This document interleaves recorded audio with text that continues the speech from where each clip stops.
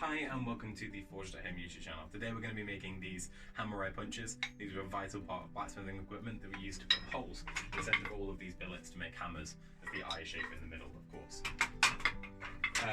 Thank you for all of the amazing support that you've shown on the YouTube channel as it's gotten started. It's been really awesome to see all of the feedback, and thank you for checking out all of my other social media platforms. A lot of this content comes out first on Instagram, so I appreciate you all heading over there and checking that out. But without further ado, let's get right into making these two hammer eye punches. Like I said before, I've only ever really made short form videos before, and I've never had to dub over something this long before, so please bear with me as I fumble my way through it. This project starts, like all other projects, by cutting up some metal. I prefer to snap my metal off every day before reaching for my angle grinder, so I find my angle grinder really messy, and this is a much cleaner, safer way of doing it. Once these two billets were cut up, it was on to laying out the billets, which of course I forgot to record. But it's a vital part of the process is knowing exactly where you're going to punch through it when it's hot. I used a couple of center marks which would show up when it was still. Once it's up to temperature, we're on to the most important part of this project, which is punching the eye. This is something that you have to take the utmost of care with, as it's a very delicate process, and deviating one way or another can cause the whole eye to be out of alignment, which will throw off the usage of your tool.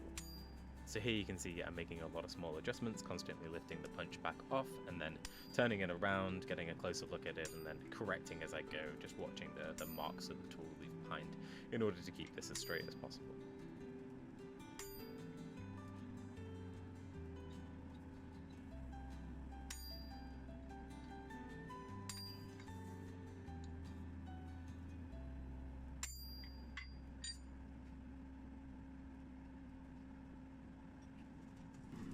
Once I'm confident this is going the way that I want it to, I can use those marks that I've already made in the billet to guide this through at a much higher temperature as well as with a lot more power. Still continuing to check my progress as it goes, as well as cool down the tool regularly so that it doesn't distort or warp inside the eye.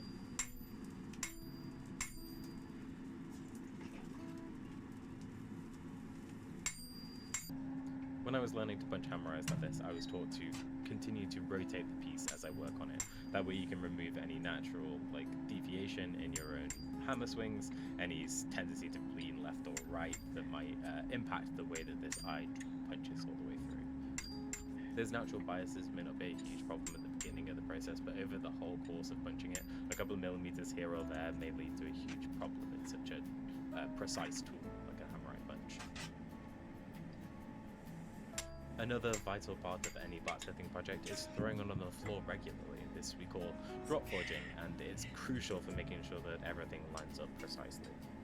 All jokes aside, it is important to be able to get out of the way of your hot piece of metal when it's falling across the floor, and also know when to try and stop it with your tongs or your hammer so that it isn't going to damage anything else important in your workshop. Looking to punch about 90%, 95% of the way through this billet, and then turn it over and punch back the other way. And you might just ask, why not just drill a hole right through the center of it and then widen it out to the right size, but this is the traditional way of doing it. It's also a lot less wasteful, as we end up only removing a small portion of the material from the center of the bar. Additionally, this also adds a lot of strength to the project, as this forging process aligns the grain structure with the eye, which naturally makes it a lot less likely to split or fracture at its thinnest and most used points. Now that we've punched most of the way through the bar, we've turned it over and we're delicately trying to line this back up again with the other side. This is a crucial part of it, because if I'm off by just a couple of millimeters here, again, I won't end up shearing off that perfect slug through the center of it, and I could end up with a fracture or a slight disalignment of the eye, which could throw off the whole balance of this piece. So it's very important to take a moment just one more time to throw this on the floor. I've been blacksmithing for nearly 9 years now, and I still throw things all about the place, end up tripping over my own tongs and tools, so if you're looking to get started in blacksmithing, I wouldn't worry about how much time the metal spends on the floor.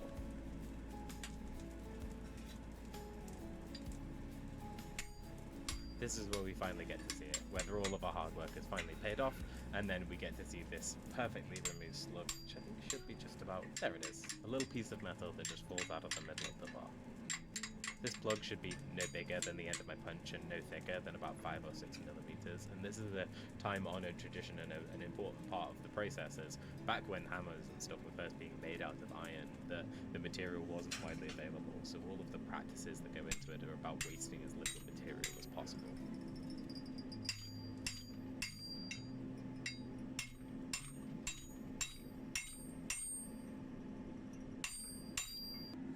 So now that we've got a hole through the middle of our bar, we give it a quick clean to remove any built-up scale on the outside surface of this that might interfere with the process that goes forward. We also do this to another bar as well, so we can make 2 of these at the same time. Thankfully, Movie Magic allows me to only have to record 1 of these.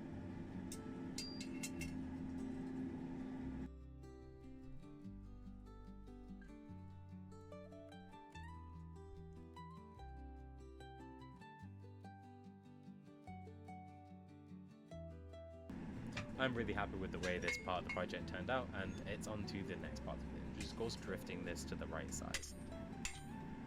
I tend to make these to whatever size looks about right, and then find or make a handle that fits the tool that I'm making. But if you're making mass-produced projects, or you're doing 2 pieces in tandem like this, it's important to keep checking your measurements as you work through them, or maybe leave a mark on your drift so that you can keep checking back a measurement in order to not go too far and ending up making a way wider eye than is necessary.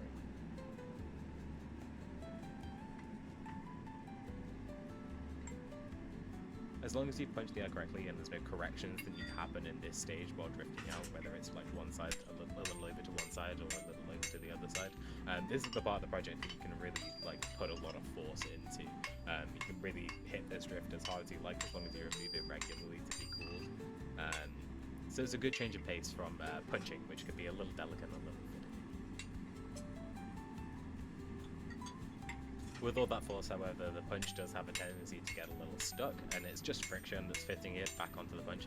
So we turn it on his head, give it a couple of whacks, and then a tap against the anvil, and it should release fairly neatly. If it doesn't, you've got a bigger problem. I only remember a couple occasions where people got their drifts or punches like they're stuck in certain parts of their project, and often it's a case where you have to drill out the punch from or drift from the center of your tool, or in some severe cases out of the center of your anvil, which is not a fun thing to have to do. Provided you've managed to avoid that, it's a fairly interesting and fairly straightforward part of the process drifting. As long as you don't go too far and your punch doesn't get stuck, it's pretty much backwards and forwards until it's the shape and size that you want it to be.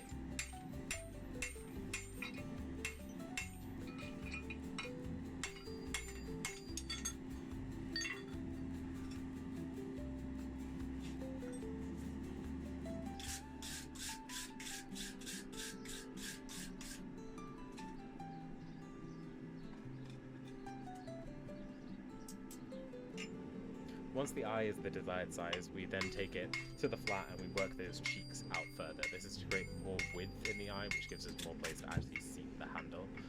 We're also looking to create a more of an hourglass shape to the eye in general, and that gives us this bulged grip in the center of our eye.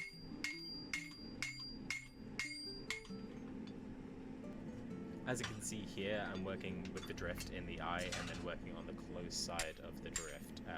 Working up the face of the drift, continuing to drag that material, and that gives us that classic profile that we're looking for. It's also important not to forge on the narrow end of the drift, as that's more likely to get the drift stuck in the eye again. Another part of the process where this can go wrong is ending up using your drift to your tool.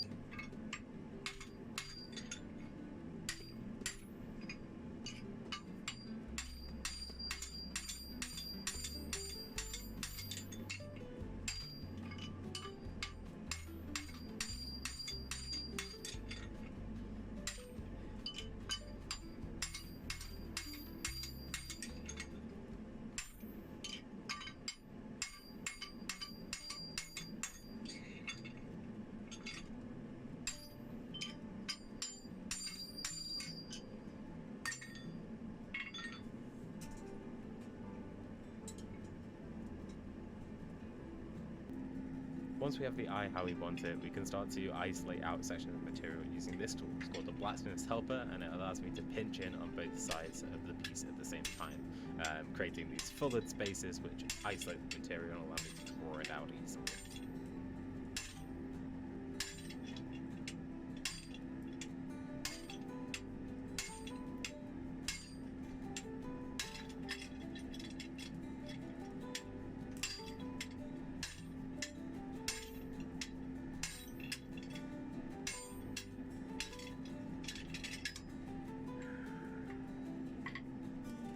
Once we've isolated out our material, we have to be very careful when we're drawing out this material in front of the eye to not distort or damage the eye behind it, and that requires careful hammer control. But also, you've got to get this material moving. It's thick and it's a hard bit of material, so we've got to be swinging pretty hard, but also being careful where we hit. It's got to be a combination of power and precision.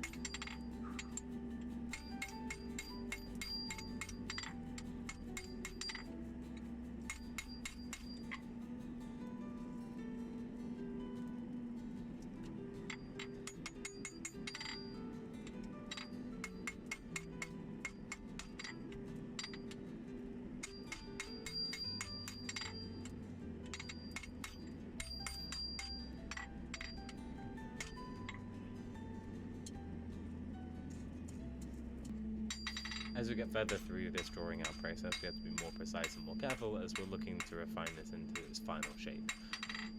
I'm looking to create an oval cross-section to my hammer eye punch, so I'm starting off by drawing it out pretty much square and then into a rectangular shape, and then I'll remove the corners as I continue through the forging process.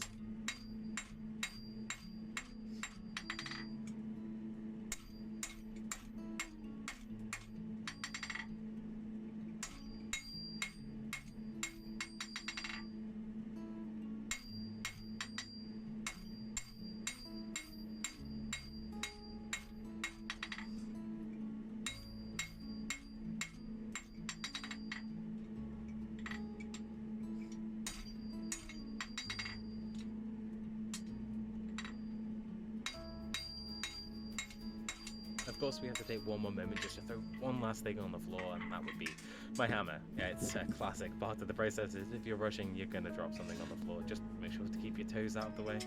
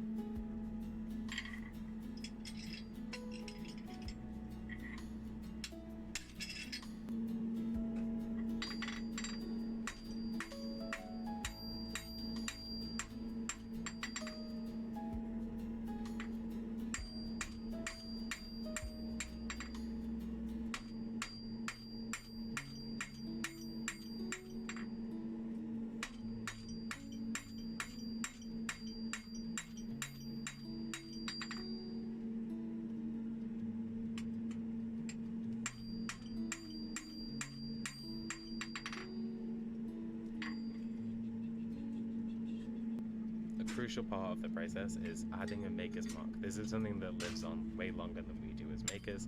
It's a signature that we leave behind on our pieces. Mine is an ammonite, as I find those indexable marks from way back in the past that I love to reintroduce into modern metalwork today. It also has a bunch of other little meanings, but I'll get into those at another point. Also, drop it on the floor again, it's important.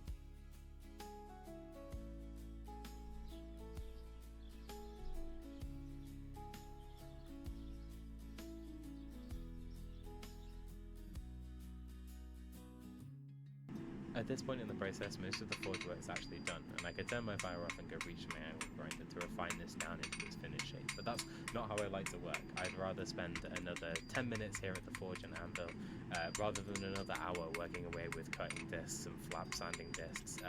Not that those things don't have a place in the workshop, but maybe it's instilled in me from my old teachers that it's always better to refine these with, hammer, anvil, hot file, things that actually tune you into the piece of material, rather than these powerful tools that save us time but aren't really as personal. Maybe I'm just crazy. You can all let me know in the comments or something like I find it incredibly impersonal to go and reach for a power tool right away when more I could do refining the tool. It's something I love about blacksmithing is the personal nature of it. It's something I do with my hands, so those power tools I find often get in the way. Not that I wouldn't say amiss to a lot of awesome power tools, and I don't begrudge my angle grinder at any point. I often find myself using it most days here in the workshop.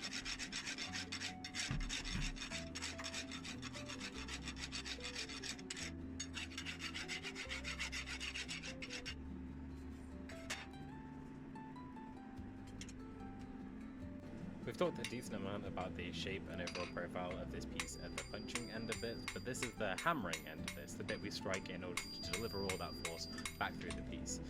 This striking face we refine down just a little bit as it slowly over time it'll start to mushroom out from coming into contact with the high force of the hammer. So we just put a slight taper in, and that helps it to live a little longer and can be easily cleaned off when it starts to mushroom. Speaking of cleaning off, this thing needs another hot brush. It's been in and out of the fire a bunch and it's beginning to build up a bunch of that oxide on the surface of it, which isn't a huge problem, but I find it's nice to have it all cleaned off, especially before we go into the hardening and tempering process.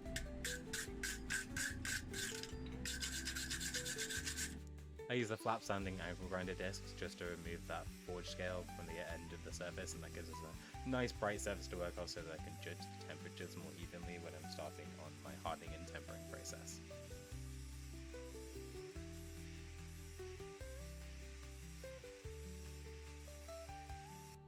And I want these punches to have a diamond point because I find those give the most consistent shape when punching through big bits of steel. It holds the punch most evenly and allows me to track the progress of the piece most directly. So I'm working with the file here while it's still soft before the hardening process, just to refine that down a bit.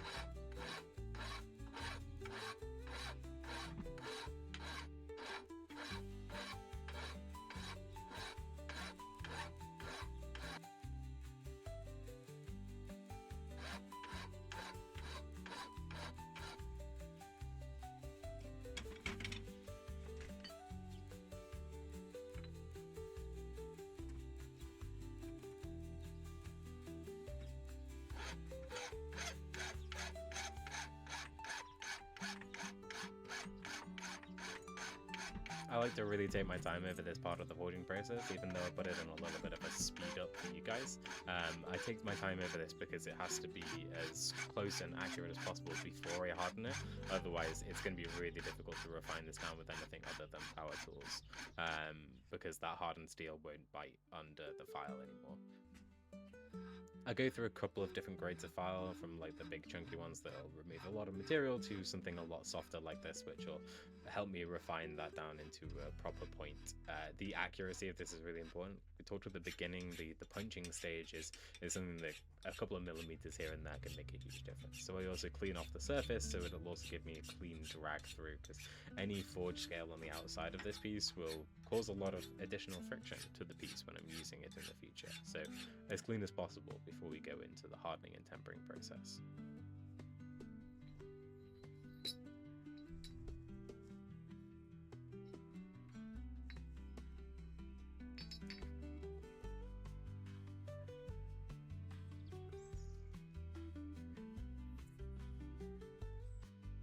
I normalized it one more time just to relax that grain structure after all of that forge work, and then it's on to hardening. I don't recommend using this little oil for your hardening process. I used way too little and I heated up way too fast and created this massive fireball, which looks really cool, admittedly, but isn't exactly practical or safe. We want to cool the piece down as quickly as possible, so more oil would have done a better job of that in the future, but it still worked really well and I ended up with a perfectly hard tool by the end of this.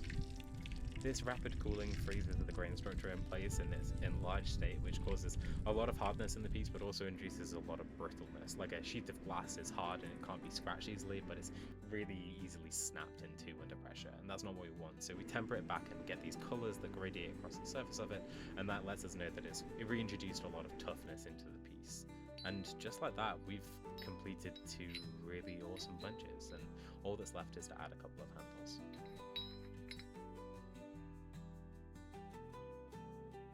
I like to use ash for my wooden handles, as I find it has the best sort of shock absorbent sort of properties, and I've had a lot of other kinds of wood split on me in the past. It's just my opinion. I know a lot of people swear by a lot of other kinds of wood, but this is what I like to use for my tools. I'll leave you with these glamour shots, and the same guy from the beginning will outro you as well.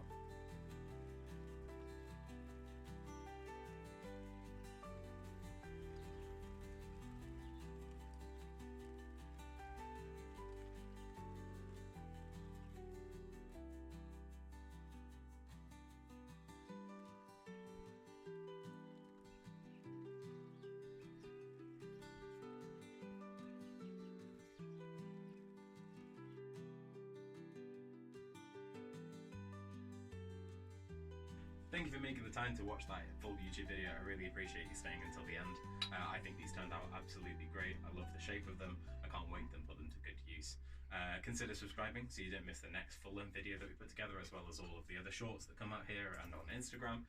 Check out my website, because that's where I sell all of my awesome blacksmithing stuff that you can check out if you're looking for a gift, or you or anyone else. Thank you, and I'll catch you in the next one.